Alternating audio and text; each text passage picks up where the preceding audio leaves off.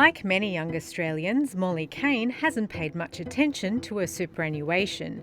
She's had several casual jobs and with them 5 super accounts. She says every cent that went into them got eaten away by fees. Knowing that the money that's meant to be going towards your retirement is now non-existent because of fees that you didn't know existed, it's really sucked. Australians spend more than $30 billion in superannuation fees every year. That's more than what we spend on electricity bills. No one wants to be taken advantage of, and unfortunately at the moment people are being charged really high fees for pretty poor outcomes in some accounts. If you've got $100,000 in just one superannuation fund and the fee is 1%, that's not a one-off $1,000 payment.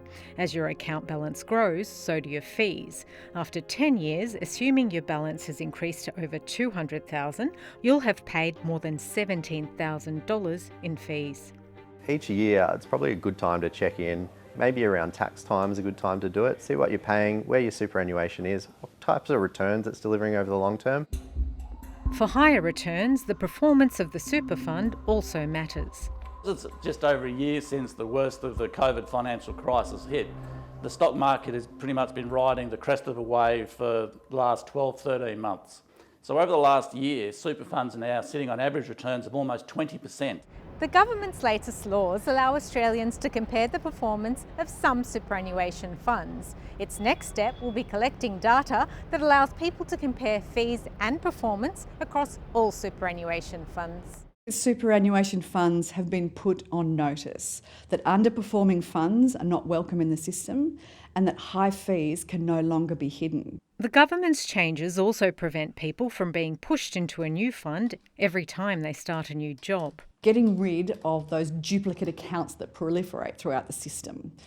Getting rid of 2 sets of fees, 2 sets of insurances, and sometimes even more. As more funds are put to the test, it's possible that some will fail and exit, while others merge and become more competitive. If you look out over the next 5 to 10 years, I certainly think you'll see more consolidation in the superannuation industry. And the reason for that is that scale matters. Molly has now consolidated all her super accounts into one low-fee fund, but she says Australians have the power to change their fund anytime if it's not delivering. Look at your account. Are you losing anything in fees? Is your money growing? Is it shrinking? Don't be afraid to change super accounts. More Australians like Molly are taking control of their money as competition in the $3 trillion super industry ramps up.